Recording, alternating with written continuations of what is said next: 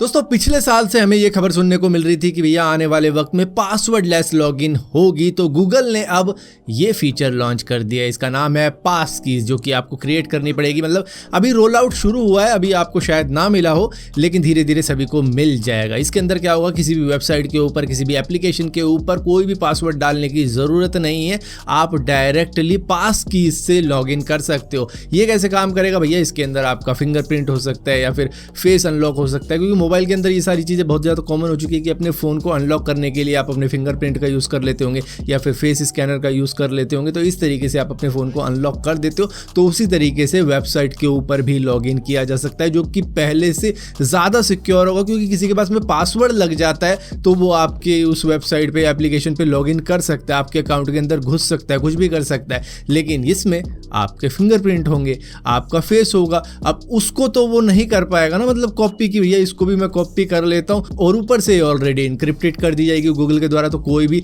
तरीका बचा ही नहीं हैकर के पास में। हाँ, एक तरीका हो सकता है कि अगर वो आपके पीसी को हैक कर ले, उसके बाद में कुकीज़ उठा ले वहाँ से, तो कुकीज़ का तो कुछ अलग ही चक्कर है। लेकिन पासवर्ड की से आपके फिंगरप्रिंट, आपके फेस के बगैर कोई भी लॉगिन नहीं कर पाएगा किसी भी वेबसाइट, किसी भी एप्लीकेशन के ऊपर। और ऊपर से 2 फैक्टर ऑथेंटिकेशन भी होगी, पासवर्ड भी अलग से आप लगा सकते हो अगर करना चाहो तो। मतलब ये एक और प्रोटेक्शन है उनके ऊपर। दोस्तों यूएस की टेक फर्म ने अपने एम्प्लॉयज के साथ में इतना बुरा किया कि शायद ही किसी ने इतना बुरा किया हो। दरअसल एक साइबर सिक्योरिटी फर्म है जिसका नाम है बिशप फॉक्स, जिनकी खुद की कुछ प्रोडक्ट भी है खुद की ब्रांडिंग के। तो इन्होंने अपने एम्प्लॉयज को एक पार्टी में बुलाया और उसके बाद में पार्टी चली, रात को अपने ही ब्रांडिंग की ड्रिंक्स भी मंगवाई और वो सब हुआ। तो रात में पार्टी खत्म होने के बाद अगले दिन जब उनकी ड्रिंक उतरी भी नहीं होगी, 50 एम्प्लॉयज को फायर कर दिया जो कि उस पार्टी में आए भी थे। वो भी हैरान है कि क्यों फायर किया मगर क्यों, मैंने तेरा क्या बिगाड़ा। दोस्तों नथिंग फिर से तैयार हो चुका है अपने दूसरे इंस्टॉलमेंट के लिए, यानी कि नथिंग फोन 2। इसके अंदर स्नैपड्रैगन 8 सीरीज का चिपसेट का यूज किया जाएगा। डिजाइन वही ट्रांसपेरेंट रहेगा। और ये क्यों ऐसा लग रहा है कि हो सकता है, क्योंकि इस तरीके के हिंट नथिंग ने दे दिए हैं, जहां पर दिखा रहा है वो कुछ कि भैया गर्मियों तक आ सकता हूं मैं।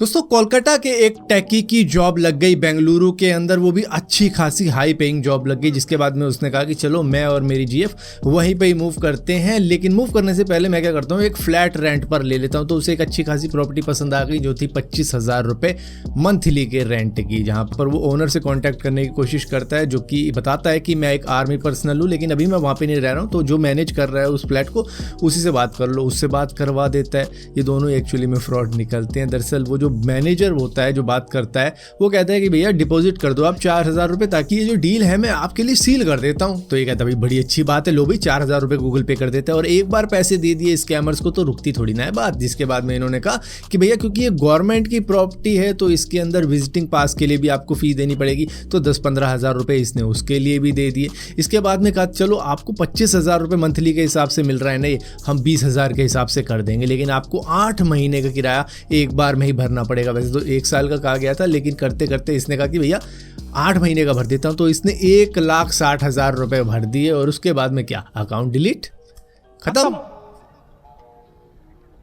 Bye bye, tata, goodbye, गया। दोस्तों आपको मालूम होगा कि व्लादिमीर पुतिन के ऊपर, उनके प्रेसिडेंशियल हाउस के ऊपर अटैक किया गया था 2 ड्रोन के द्वारा, जिनको डिस्ट्रॉय कर दिया गया, जिसके बाद में वहां पर काफी ज्यादा गुस्सा फैल गया। इससे पहले कि पुतिन कुछ कहते हैं कि भैया यूक्रेन पे दबा के अटैक करो और अटैक करो, क्योंकि इसमें यूक्रेन की ही साजिश मानी जा रही थी कि भैया ज़ेलेंस्की ने, जो कि यूक्रेन के प्रेसिडेंट है, उन्होंने हाथ जोड़ लिए कि भैया इसमें हमारा कोई भी हाथ नहीं है। नहीं, मेरा नहीं है, मैं ऊपर जा रहा था, नीचे आ गया, मेरा नहीं है। अरे क्या ऊपर नीचे कर रहा है, झूठ बोल रहा है सर, इसी का है ये माल है। यहाँ पर ये किसी टेररिस्ट की साजिश हो सकती है, क्योंकि भैया हम तो अपनी कंट्री को ही डिफेंड कर रहे हैं, अपनी कंट्री के अंदर लड़ रहे हैं, और हमारे पास इतने ज़्यादा रिसोर्स भी नहीं है, इतनी ज़्यादा टेक्नोलॉजी भी नहीं है। जहाँ पर अब मॉस्को का मानना है कि इसके अंदर यूएसए का हाथ है, क्योंकि इतनी भयंकर टेक्नोलॉजी जो कि हमारे रडार को भी डॉज कर जाए, वो इन्हीं के पास में हो सकती है। और यहाँ पर ऑलमोस्ट शायद अटैक अगर भयंकर होता, मतलब पूरी बिल्डिंग ही उड़ाने वाला अटैक होता, तो यहाँ पर पुतिन बचते ही नहीं। हालांकि कहा यह जा रहा था कि पुतिन उस बिल्डिंग में थे ही नहीं। अब उनको बंकर वंकर में रखा हुआ है प्रोटेक्ट करने के लिए। और इसी के साथ साथ इस ड्रोन अटैक के बाद में अब रशिया के अंदर कोई भी ड्रोन बाय नहीं कर सकता है, कोई भी ड्रोन उड़ा नहीं सकता है। वहाँ पर पूरी तरीके से ड्रोन पे बैन लगा दिया गया। क्या टॉय ड्रोन, क्या बड़े वाला ड्रोन, क्या छोटा ड्रोन, मतलब सब ड्रोन्स के ऊपर बैन लगा दिया गया है। तो भैया ब्लॉगर जो भी थे वहाँ पे सबकी ज़िंदगी आराम हो गई कि भैया ड्रोन ही गया, सिर्फ इस एक अटैक की वजह से सभी के लिए। और कहा तो ये भी जा रहा है कि भैया अब रशिया इसका बदला ज़रूर लेगा, वो भी कुछ करेगा, या तो यूक्रेन के ऊपर और भी अग्रेसिव हो जाएगा वो, या फिर कुछ और कर सकता है।